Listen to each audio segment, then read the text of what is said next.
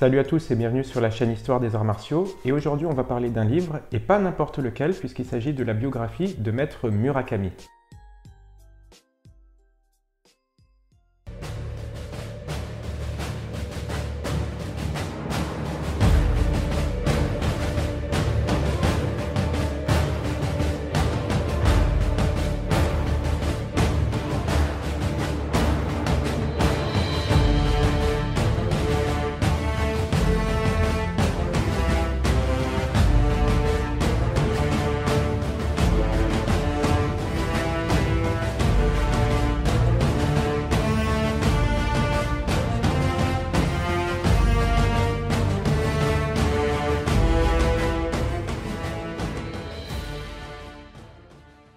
Alors aujourd'hui, je vais parler d'un livre important. C'est un livre qui retrace entièrement la vie de Maître Murakami, qui a été l'un des premiers à importer le karaté en France en 1957. C'est un maître très important pour l'histoire des arts martiaux, à la fois en France et puis en Europe et en Afrique du Nord, puisqu'il a participé, par ses stages, par ses voyages, à diffuser les arts martiaux dans tous les pays d'Europe et en Afrique du Nord. Et ce livre retrace toute sa vie de manière assez exhaustive. C'est Pierre-Jean Boyer qui en est l'auteur, avec l'association Nihonkai, qui est une association qui a pour but de préserver l'héritage laissé par Maître Murakami.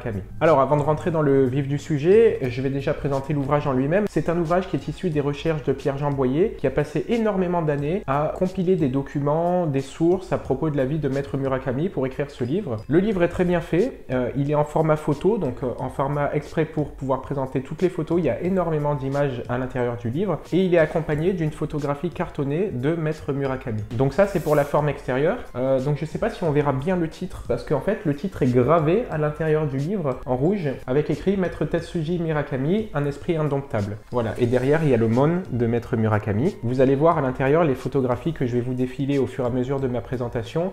Le livre est vraiment très bien fait.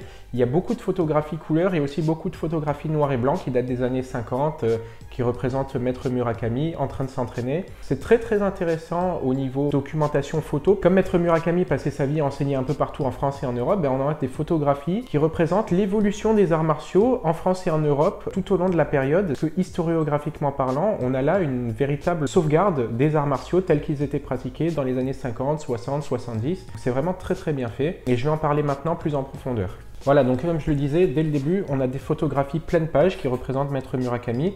Et tout au long de l'ouvrage, il y a des photographies qui parcourent tout le livre où on voit Maître Murakami avec sa famille, avec ses amis, pendant les entraînements.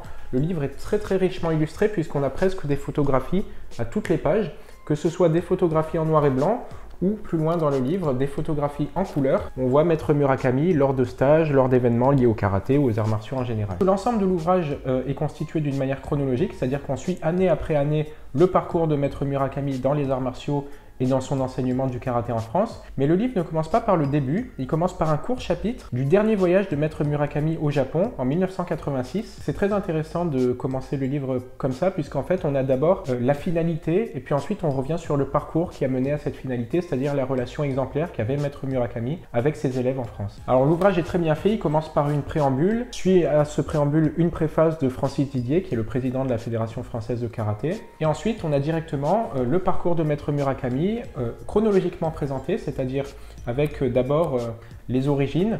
Alors c'est assez bien fait au niveau historique, puisque avant de rentrer dans le vif du sujet du karaté, de l'enseignement de Maître Murakami, on présente vraiment ses origines, sa ville de naissance. Il y a tout un tas de choses qu'on apprend à propos de la ville de Shizuoka par exemple, où Maître Murakami s'est beaucoup entraîné. Et c'est très intéressant au niveau connaissance de l'art martial japonais, puisque à Shizuoka, il y avait non seulement Maître Murakami qui s'entraînait, mais il y avait aussi le Yosekan de Maître Minoru Mochizuki. Et donc on apprend dans ce premier chapitre tout un tas de choses, non seulement à propos de Maître Murakami, mais aussi à propos de la famille Mochizuki et du Yosekan de Shizuoka. À propos de cette première partie de la vie de Maître Murakami dans la ville de Shizuoka, on peut voir dans ce livre énormément de photographies de très bonne qualité de la ville de Shizuoka, de comment étaient les choses avant la guerre.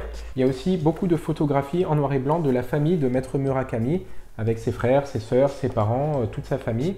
Donc on apprend beaucoup de choses, en plus du parcours du maître de karaté, on apprend beaucoup de choses sur ses origines sociales. Donc comme je le disais, il y a tout un tas d'informations qui tournent autour de la vie de Maître Murakami et des informations qui touchent énormément de maîtres de karaté, en particulier des maîtres issus du Yosekan, puisqu'on a là Maître Murakami avec son propre professeur, Maître Yamaguchi, et on a des photographies de Maître Yamaguchi en train de s'entraîner avec Maître Murakami C'est vraiment très intéressant pour voir comment était le karaté dans ces années-là, dans les années 40-50. On retrouve aussi des photographies de Jim Alchek, c'est vraiment incroyable parce que c'est très bien documenté. Jim Alchek, c'était un pratiquant français, c'était le numéro 2 du karaté en France, si on peut dire à cette époque-là, dans les années 50, qu'il était allé au Japon, à Shizuoka, pour apprendre les arts martiaux, et il avait appris à la fois le karaté, le kendo, le judo, donc il était à un niveau technique assez élevé pour l'époque, et on retrouve des photographies de Jim Alchek en train de manier le sabre avec Maître Murakami au dojo de Shizuoka.